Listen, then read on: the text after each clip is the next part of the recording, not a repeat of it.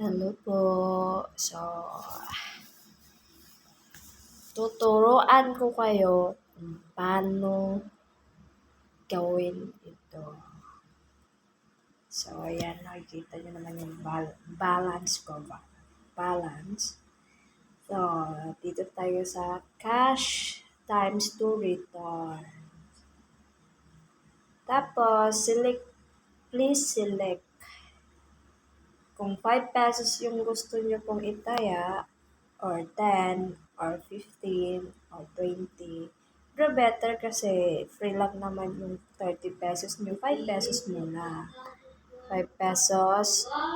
Tapos check out. Tapos ng check out, hotspot. Tapos yun, mamimili po kayo all na ito po ba? Mamili po kasi dalawa sa init at saka sa on. Tapos, select nyo, example, ito, 19.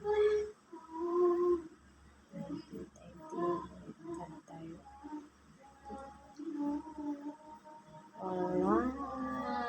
So, dito tayo sa on. Ayan, select, order, tapos balik tayo. Ayan po, nagka-counting po siya. So, tignan nyo lang po yung, pag natapos na po yung 1 minute, balik ulit kayo, punta kayo sa order. Tapos, tignan nyo yung, pag natapos siya, pag may nakalagay na, refund, ito po yung, pag may nakalagay refund, pindutin na lang po yung refund.